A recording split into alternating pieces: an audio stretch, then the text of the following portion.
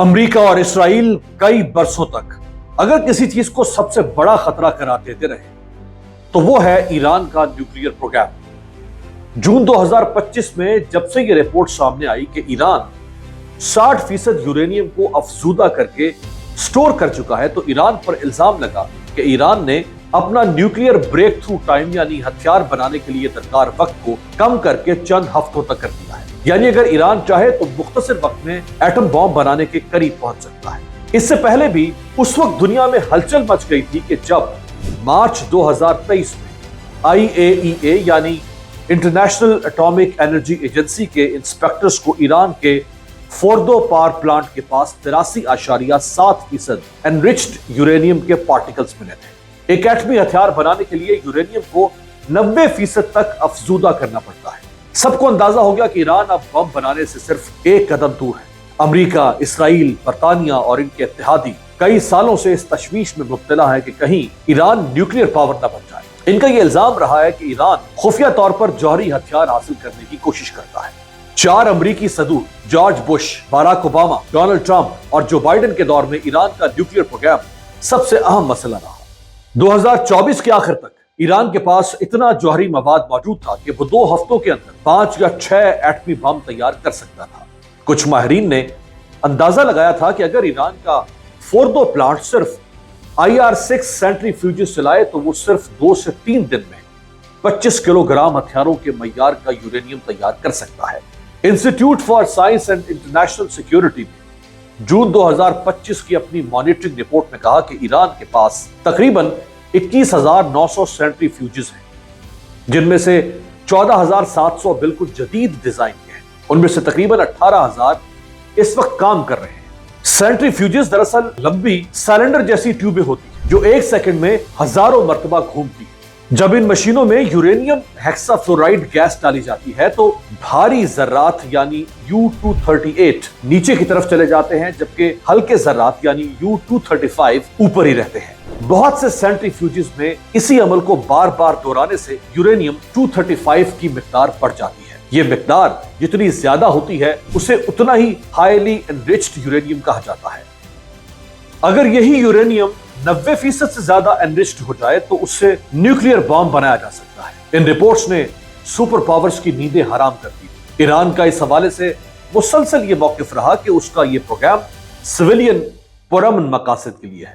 Supreme leader آیت اللہ علی خامنائی کا فتویٰ بھی تھا کہ ایران ایٹمی ہتھیار نہیں بنائے گا، لیکن امریکہ اور اسرائیل کبھی مطمئن نہ ہوئے اور اسے خطرہ قرار دیتے رہے۔ صدر ٹرمپ اور نیتن یاہو بار بار یہ کہتے ہیں نظر آئے کہ ایران کو جوہری طاقت نہیں بننے دیں گے۔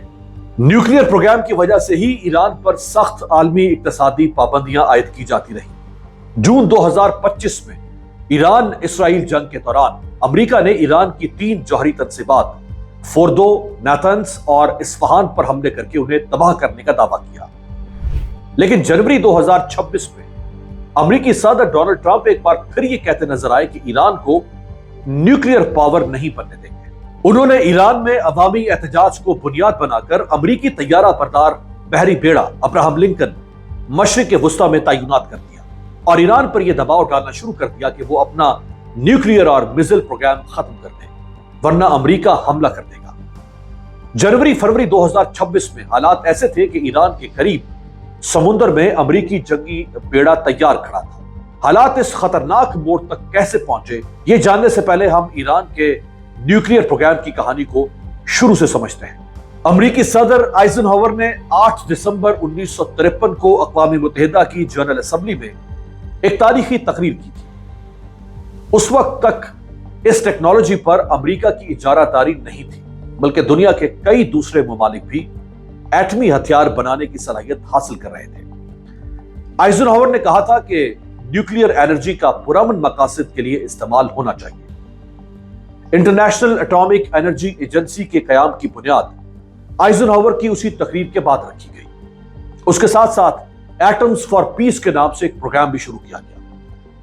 اس پروگرام کے تحت امریکہ نے ترقی پذیر ممالک کو جوہری توانائی کے پرامن استعمال میں مدد دینے کے لیے تربیت اور ٹیکنالوجی کی منتقلی شروع کی۔ انڈیا اس پروگرام کا فائدہ اٹھانے والا پہلا ملک تھا۔ اس کے بعد جنوبی افریقہ، اسرائیل، ترکیہ، پاکستان، پرتگال، یونان، اسپین، ارجنٹائن، برازیل اور ایران کو بھی امریکہ سے ایٹمی امداد ملنا شروع ہو گئی۔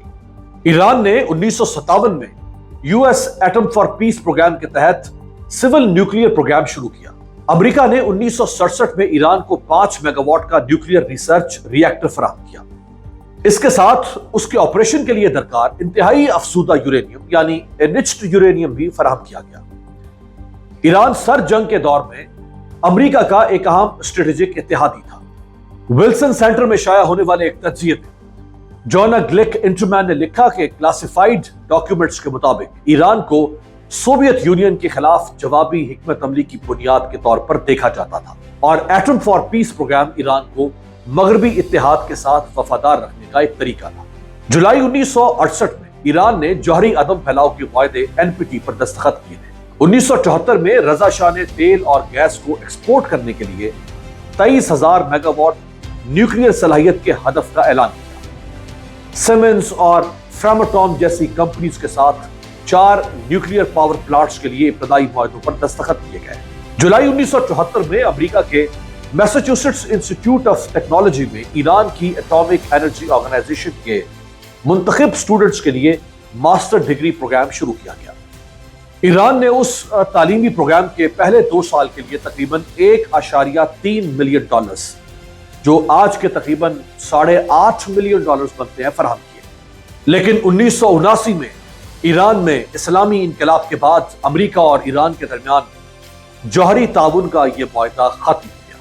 اسلامی حکومت نے تقریباً 5-6 سال تک نیوکلیئر انرجی کو مکمل طور پر نظر انداز کیا۔ تاہم وقت گزرنے کے ساتھ اسلامی انقلاب کی قیادت کرنے والوں کو ایٹمی ٹیکنالوجی کی عسکری اہمیت کا احساس ہونے لگا، لہٰذا انہوں نے اپنا ایٹمی پروگرام دوبارہ شروع کر دیا۔ واشنگٹن کی آنکھوں میں ایران کا یہ پروگرام بری طرح کھٹکنے لگا۔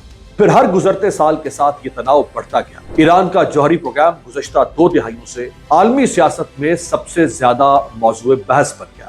اس دوران امریکہ مختلف طریقوں سے ایران کا جوہری پروگرام ختم کرنے کی کوشش کرتا رہا۔ صدر جارج ڈبلیو بش نے 2002 میں شمالی کوریا اور عراق کے ساتھ ساتھ ایران کو ایکسس آف ایول یعنی برائی کا محور قرار دیا اور ایران پر بین الاقوامی پابندیاں لگانے کے لیے سخت دباؤ ڈالا۔ جون 2010 میں اسٹکس نیٹ وائرس نے ایران کے جوہری مرکز نیتنز کے کمپیوٹرز پر حملہ کیا اور 1000 سے زیادہ سینٹریفیوجز تباہ کیے۔ اس وائرس نے ایران میں کم از کم 14 صنعتی پلانٹس کو بھی متاثر کیا۔ وائرس اسٹکس نیٹ کو دنیا کا پہلا ڈیجیٹل ہتھیار بھی کہا جاتا ہے۔ اس بارے میں شبہ ظاہر کیا گیا کہ یہ وائرس اٹیک امریکی اور اسرائیلی خفیہ ایجنسیوں نے کیا تھا، لیکن سرکاری طور پر کسی نے ذمہ داری قبول نہیں۔ جنوری 2010 میں ایرانی سائنسدان مسعود علی محمدی ایک بم حملے میں مارے گئے۔ وہ نیوکلیئر سائنٹسٹ تھے۔ اسی سال 2010 میں ایران کے 2 دیگر ایٹمی سائنسدان ماجد شہریاری اور فریدون عباسی پر بھی حملے کیے گئے، جن میں ماجد شہریاری جام حق اور فریدون زخمی ہوئے تھے۔ ڈاکٹر شہریاری تہران کی شہید بہشتی یونیورسٹی کے نیوکلیئر انجینئرنگ ڈپارٹمنٹ کے رکن تھے۔ اس حملے میں ان کی بیوی بھی زخمی ہوئی تھی۔ اس وقت کے ایرانی صدر محمود احمدی نیاد نے اس واقعے کا ذمہ دار مغربی حکومتوں اور اسرائیل کو قرار دیا تھا۔ 2015 میں اس وقت کے امریکی صدر باراک اوباما نے ایک بڑا داؤ کھیلا۔ انہوں نے برطانیہ، فرانس، روس، چین اور جرمنی کو ایک میز پر بٹھایا اور 2 سال کی لمبی بحث کے بعد ایران کے ساتھ ایک ڈیل سائن کی، جسے کہا گیا JCPOA یعنی joint comprehensive plan of action. سادہ لفظوں میں سمجھیں تو ڈیل یہ تھی کہ ایران اپنے نیوکلیئر پروگرام پر بریک لگائے گا، تو بدلے میں دنیا ایران پر لگی پابندیاں ختم کر دے گی تاکہ اس کی معیشت سانس لے سکے۔ ایران راضی ہو گیا اور سب کچھ ٹھیک چلنے لگا۔ لیکن پھر انٹری ہوئی ڈونلڈ ٹرمپ کی۔ وہ امریکہ کے صدر بنے تو انہوں نے اپنے پہلے دور میں امریکہ کو اس معاہدے سے الگ کر لیا اور یک طرفہ طور پر ایران پر نئی پابندیاں عائد کر دی۔ بات یہی نہیں رکی بلکہ ایک اعلیٰ ایرانی جوہری سائنسدان محسن فخرزادہ کو نومبر 2020 میں موساد کی ایک ٹیم نے ایک خفیہ آپریشن میں قتل کر دیا۔ محسن فخرزادہ کو father of the Iranian nuclear program کہا جاتا تھا۔ نیو یارک ٹائمز کی رپورٹ کے مطابق اس مقصد کے لیے موساد نے 1 ٹن وزنی FN MAG computerised machine gun ٹکڑوں میں ایران سمگل کی اور پھر اسے وہاں دوبارہ جوڑ کر جدید روبوٹک ٹیکنالوجی کے ساتھ منسلک کیا گیا۔ उस पूरे सेटअप को एक ऐसी जगह नस्ब किया गया जहां ईरानी साइंसदान का गुजर होना था। जैसे ही मोहसिन फखरेजादा अपनी अहलिया के हमरा उस लोकेशन पर पहुंचे तो 1 मिनट से भी कम वक्त में उन्हें निशाना बनाया गया। मोसाद की टीम ने उस पूरे ऑपरेशन को एक कमांड सेंटर से हैंडल किया। अहम बात यह है कि मोसाद की उस ऑपरेशन की सारी मालूमात वॉशिंगटन को भी दी गई थी। दोनों मुल्कों में एक बार फिर तनाव पैदा होने लगा, क्योंकि ईरान भी झुकने वाला नहीं था। जवाब में तेहरान ने मुआहदे की शराइत को नजरअंदाज करना शुरू कर दिया और यूरेनियम की अफसूदगी की शरह 60% तक बढ़ा दी। ये बिजली की पैदावार के लिए दरकार 4.5% से कहीं ज्यादा और न्यूक्लियर वेपन बनाने के लिए दरकार 90% के बहुत करीब समझी जाती है। इसका जिक्र मैंने वीडियो के आगाज में भी किया था। ट्रंप के बाद जो बाइडेन इक्तदार में आए तो उन्होंने कोशिश की कि ईरान के साथ पुरानी डील किसी तरह बहाल हो जाए, लेकिन बात नहीं बनी। वक्त गुजरा और डोनाल्ड ट्रंप दोबारा इक्तदार में आए और उन्होंने एक बार फिर ईरान के खिलाफ घेरा तंग करना शुरू कर दिया। मगरबी ताकतें इस बात से खौफजदा रही कि न्यूक्लियर ताकत के हुसूल के लिए ईरान ने वक्त के साथ कई साइट्स तामीर की और वो कभी भी एटमी हथियार बनाने के लिए उन्हें इस्तेमाल कर सकता है। बीबीसी के मुताबिक बूशहर न्यूक्लियर पावर प्लांट ये ईरान का वाहिद जौहरी पावर प्लांट है जो खलीज फारस के साथ वाक़ है। वाज़ेह है कि ईरान का जौहरी प्रोग्राम 1974 में जर्मनी की मदद से बूशहर में ही 2 कमर्शियल न्यूक्लियर रिएक्टर बनाने के मंसूबे के साथ शुरू हुआ था। ईरान के खंदाब रिएक्टर के बारे में पहली बार मालूमात दिसंबर 2002 में उस वक्त सामने आई जब institute for science and international security की जानिब से सैटेलाइट तस्वीर शाया की गई। ये पहले अराक हैवी वाटर रिएक्टर के नाम से मशहूर था। इसके मुतालिक ये कहा गया था कि रिएक्टर से खारिज होने वाले ईंधन में प्लूटोनियम मौजूद था जिसे एटमी बॉम्ब बनाने के लिए इस्तेमाल किया जा सकता था। 2006 में ईरान ने इस्फहान न्यूक्लियर रिसर्च सेंटर में यूरेनियम प्रोसेसिंग की सहूलत पर काम शुरू किया, जिसका मकसद येलो केक को 3 अहम शक्लों में तब्दील करना था। नेतन्स ईरान में यूरेनियम की अफसूदगी का अहम मकाम है, जो तेहरान से तकरीबन 250 किलोमीटर जनूब में वाक़ है। यह प्लांट फरवरी 2007 से काम कर रहा है। यह सहूलत 3 बड़ी जेर जमीन इमारतों पर मुश्तमिल है जो 50,000 सेंट्रीफ्यूजेस को चलाने की सलाहियत रखती है। फोर्दो साइट ईरानी दारुल हुकूमत तेहरान के जनूब में एक पहाड़ी इलाके में जेर जमीन वाक़ है। ईरान ने सितंबर 2009 में इस सहूलत की मौजूदगी का एतराफ किया। फोर्दो को तकरीबन 3,000 सेंट्रीफ्यूजेस रखने के लिए डिजाइन किया गया है। ईरान ने दिसंबर 2010 में ऐलान किया कि उसने पहली बार घरेलू सतह पर येलो केक तैयार किया है और उसे अफसूदगी के लिए तैयार रिएक्टर तक पहुंचाया है। इंटरनेशनल एटॉमिक एनर्जी एजेंसी का कहना है कि बंदर अब्बास की बंदरगाह के करीब गाचीन कान का मकसद असल में फौजी न्यूक्लियर प्रोग्राम के लिए यूरेनियम का माखज बनाना था। ताहम मौजूदा पैदावार पावर रिएक्टर की जरूरियात को पूरा करने के लिए काफी नहीं। पहले यह समझा जा रहा था कि ईरान के पास येलो केक की महदूद सप्लाई है जो जनूबी अफ्रीका से दरामद की जाती है, लेकिन गाचीन कान के खुलने के साथ ही तेहरान ने सागंद में 2 नई कानें और अर्तकान में येलो केक प्रोडक्शन प्लांट का इजाफा किया। जनवरी 2012 में ईरान ने ऐलान किया कि उसने कुम शहर के करीब फोर्दो में जेर जमीन मकाम पर यूरेनियम की अफसूदगी शुरू कर दी है। इस जगह को खुफिया तौर पर बनाया गया था। पारचीन मिलिट्री साइट तेहरान के जनूब में वाक़ है और यह बुनियादी तौर पर गोलाबारी, मिसाइल और धमाका खेज मवाद की तहकीक, तरक्की और पैदावार के लिए इस्तेमाल होती है। कारून न्यूक्लियर पावर प्लांट ईरान का निस्बतन नया प्रोजेक्ट है।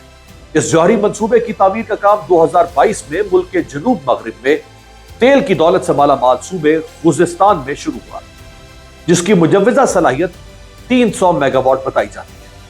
उस वक्त के पाकिस्तानी वज़ीर इत्तलात शेख रशीद ने इंकशाफ किया था कि डॉक्टर कदीर खान ने ईरान को न्यूक्लियर टेक्नोलॉजी फराहम की थी, लेकिन हुकूमत को उस लेन देन के बारे में इल्म नहीं था। जियोपॉलिटिक्स में मशरिक वुस्ता की बिसात पर शायद ईरान वो वाहिद मुल्क है जिसने अपनी खुद मुख्तारी कायम रखने के लिए सबसे भारी कीमत अदा की है। आलमी पाबंदियां, वाशी और सियासी दबाव ईरान का न्यूक्लियर प्रोग्राम महदूद तो कर सकती हैं, लेकिन शायद उसे खत्म नहीं किया जा सकता, क्योंकि ईरान की असल ताकत उसके एटमी असासे नहीं बल्कि उसकी क़यादत का जज्बा और सलाहियत है। आपकी इस हवाले से क्या राय है, कमेंट बॉक्स में जरूर बताइएगा। अगर आपको यह वीडियो पसंद आई तो हमारे इस हिस्ट्री चैनल को सब्सक्राइब जरूर करें।